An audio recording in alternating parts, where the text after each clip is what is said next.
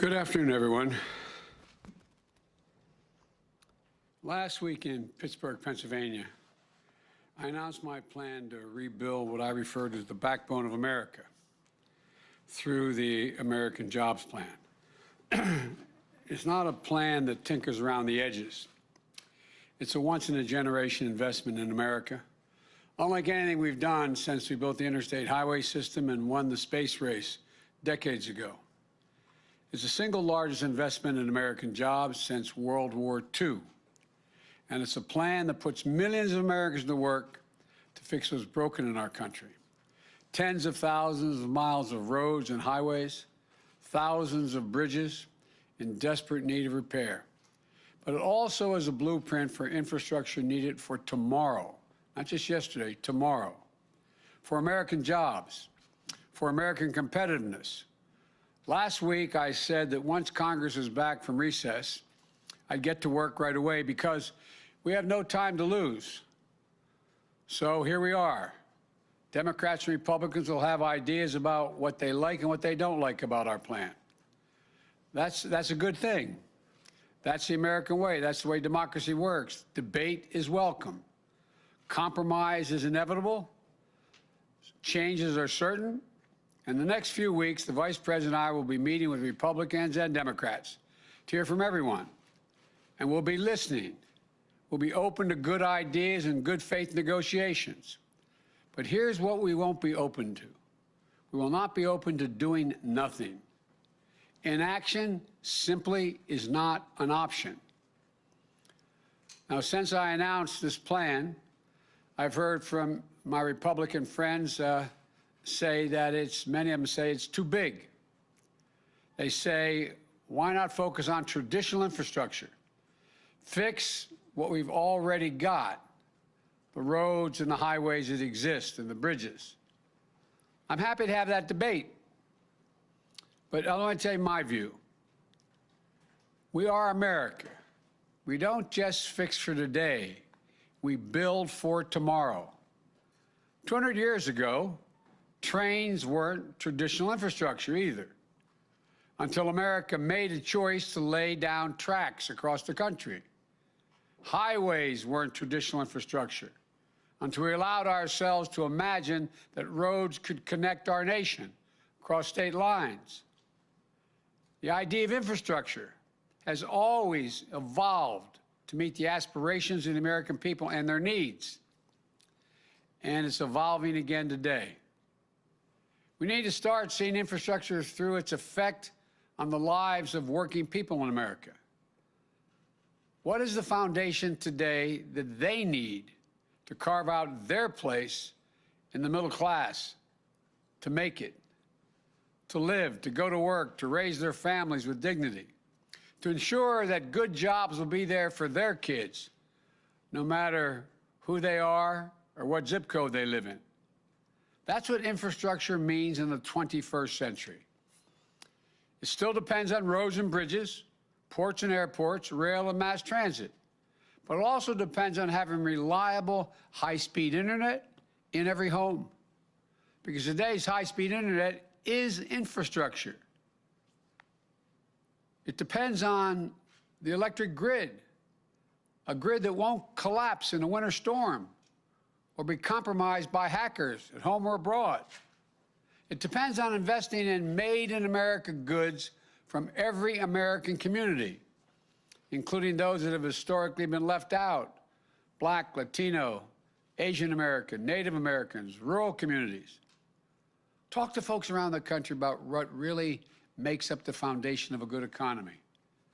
Ask a teacher or a child care worker if having clean drinking water, non-contaminated drinking water in our schools and our child care centers is part of that foundation. When we know that the lead in our pipes slows a child's development when they drink that water. Ask the entrepreneur whose small business was destroyed by the second 100-year flood in the last 10 years in Iowa.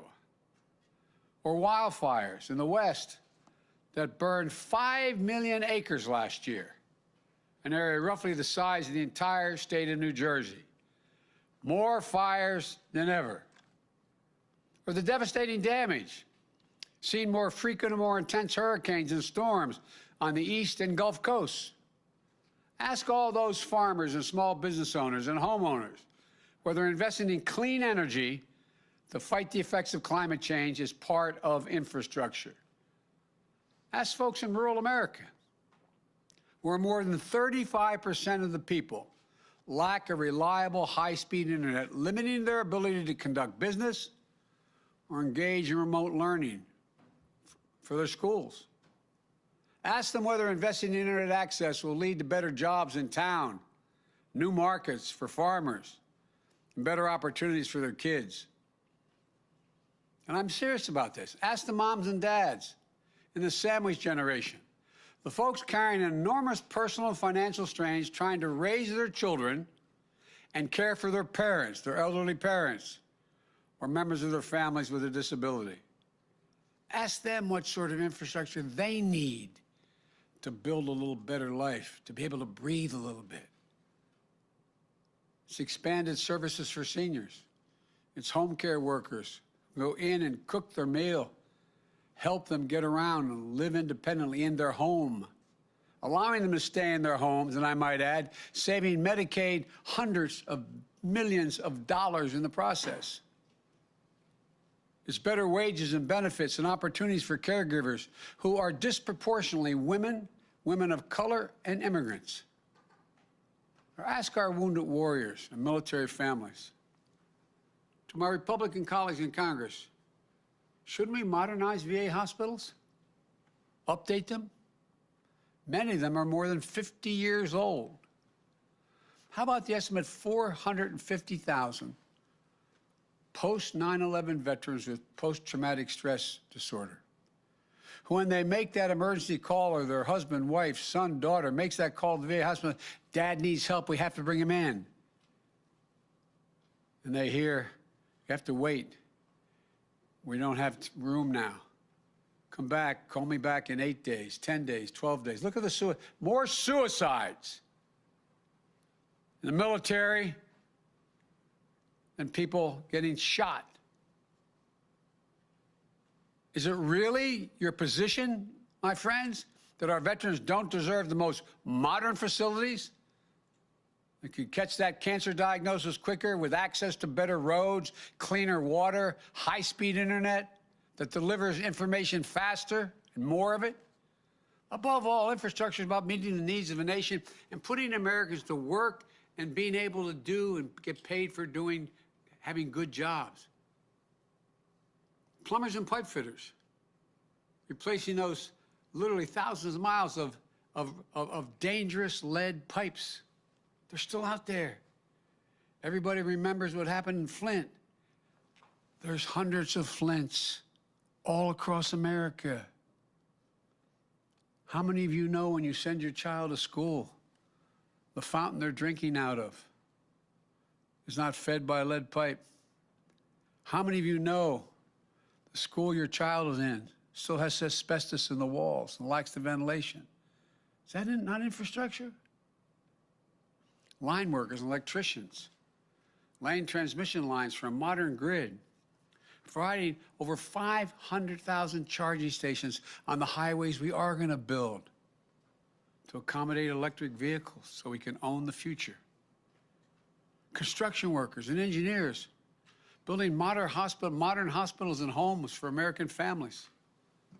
Healthcare workers, steel workers, folks who work in the cutting-edge labs. Nearly 90% of the infrastructure jobs created by our American Jobs Plan can be filled by people who don't have a college degree. 75% don't need an associate's degree.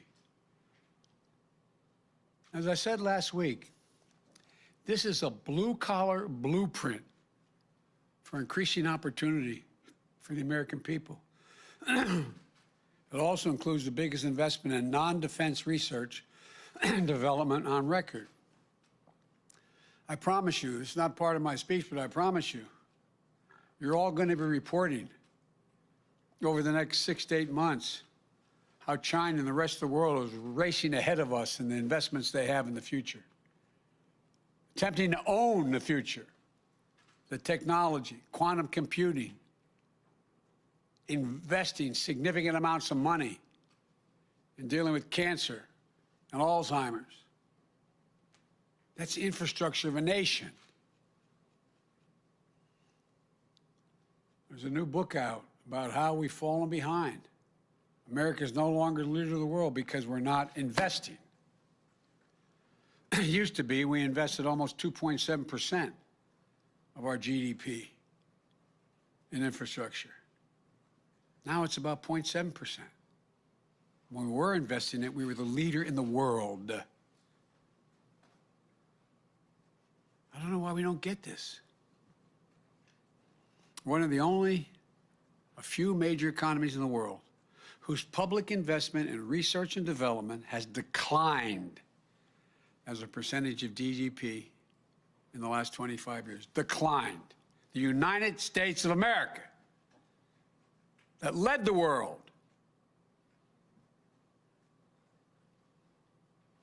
Why does this matter? Investing in research and development helped lead to lithium batteries, LED technology, the internet itself. It helped lead to vaccine breakthroughs that are helping us beat COVID-19, to the Human Genome Project, which has led to breakthroughs in how we understand and fight cancer and other diseases. Government, meaning the taxpayers, funded this research. Government. When we stop investing in research, we stop investing in the jobs of the future, and we give up leading the world. When we do invest in research, what we're really doing is raising the bar on what we can imagine. Imagine a world where you and your family can travel coast to coast without a single tank of gas, or in a high-speed train close to as fast as you can go across the country in a plane. Imagine your children growing up to work in innovation, good-paying jobs in fields that haven't even been invented yet, like the parents of every computer programmer, every graphic designer, every renewable energy worker once did, imagined. We invest today so that these jobs will be here in America tomorrow. So America can lead the world as is historically done. That's why I brought back scientists into the White House. We need to think. Look, do we think the rest of the world is waiting around? We're not going to make those kind of investments the rest of the world is saying. Take a look. Do you think China is waiting around to invest in this digital infrastructure or in research and development? I promise you, they are not waiting. But they're counting on American democracy to be too slow, too limited, and too divided to keep pace. You've heard me say it before. I think this generation can be marked by a competition between democracies and autocracies, because the world is changing so rapidly.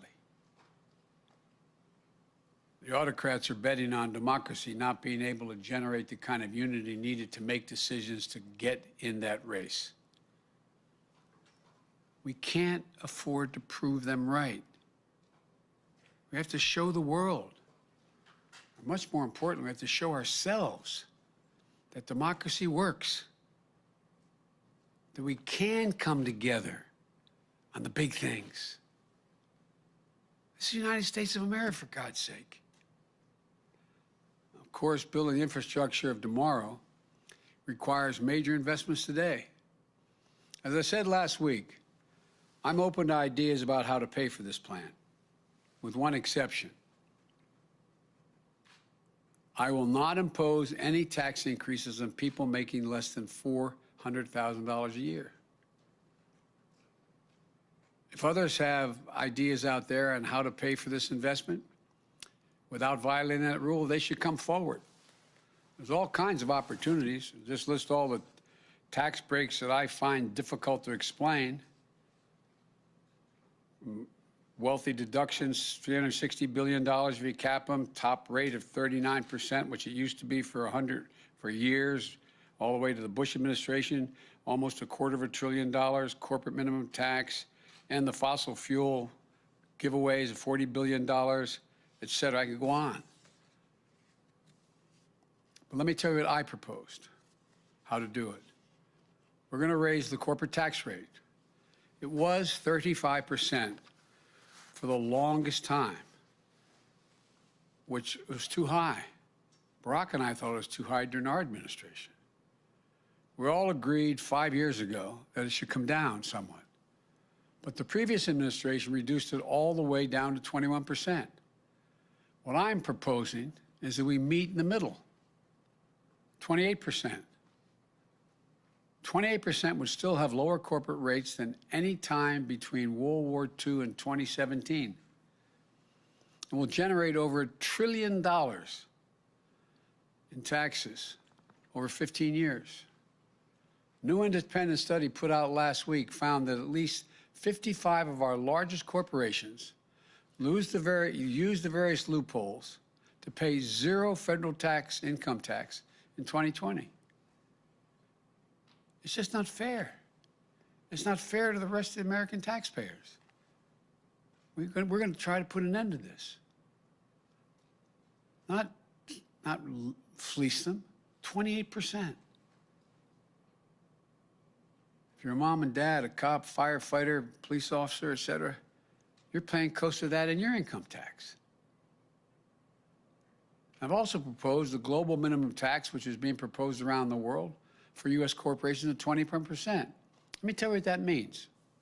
It means that companies aren't going to be able to hide their income in places like the Cayman Islands and Bermuda, in tax havens.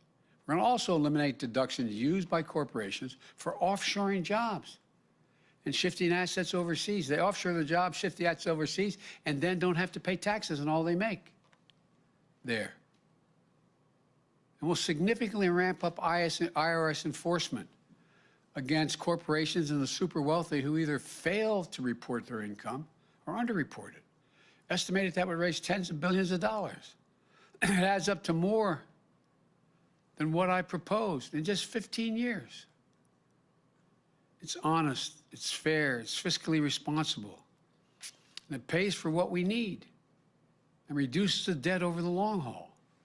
And by the way, I didn't hear any of our friends who were criticizing this plan say that the corporate tax cut, which added $2 trillion of the debt, the Trump tax cut, $2 trillion, $1.9 trillion in debt, wasn't paid for.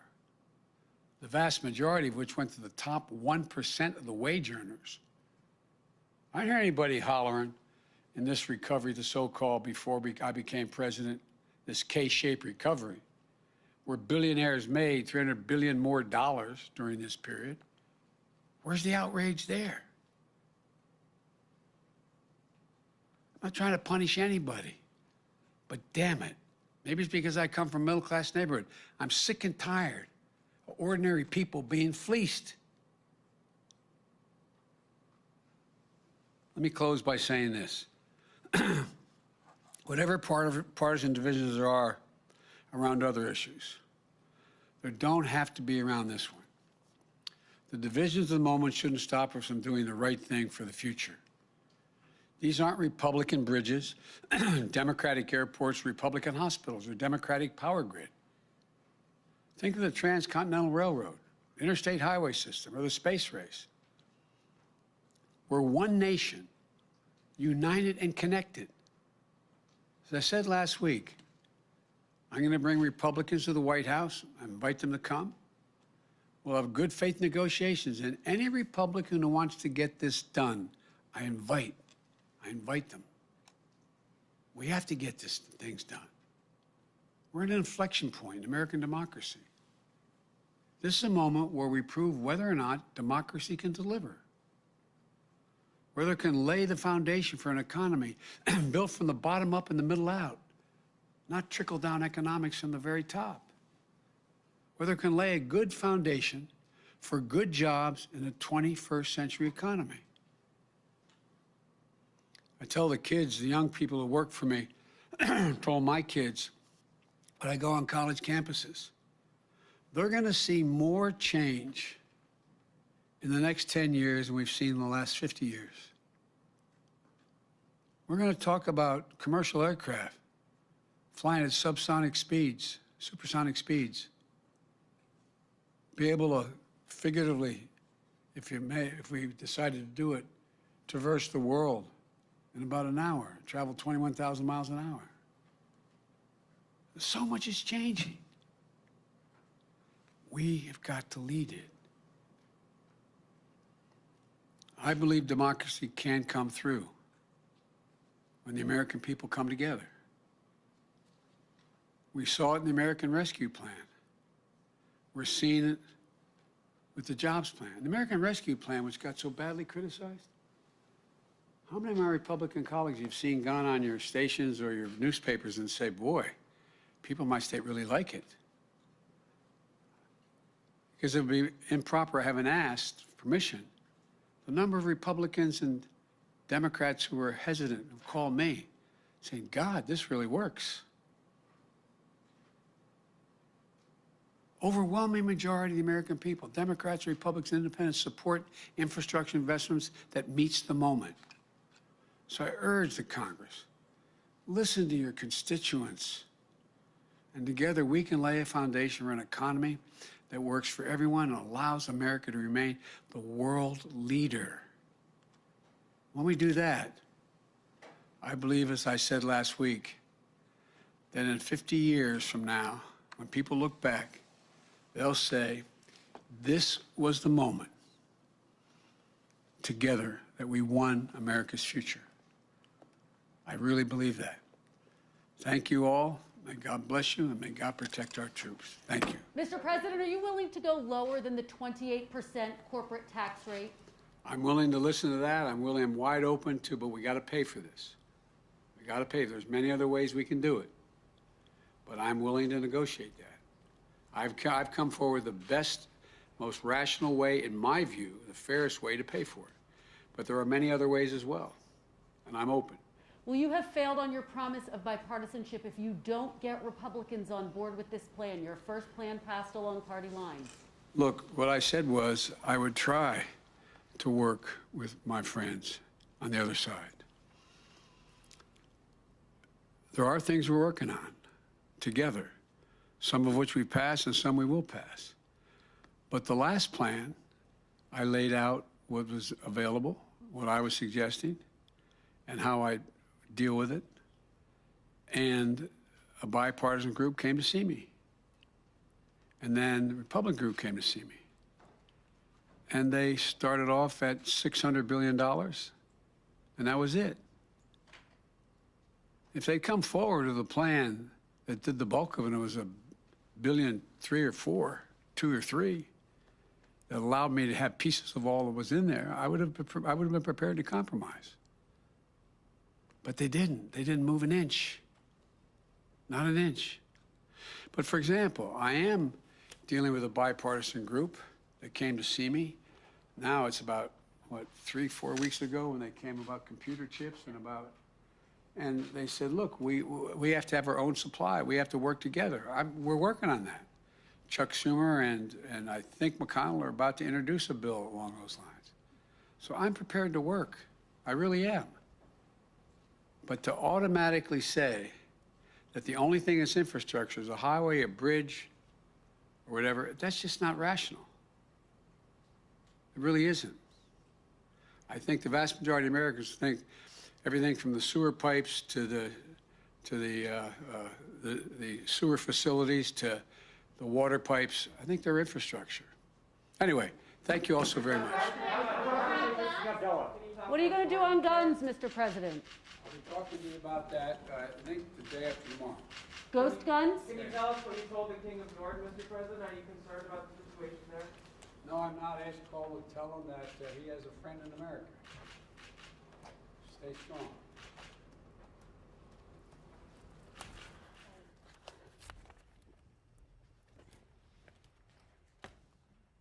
day after.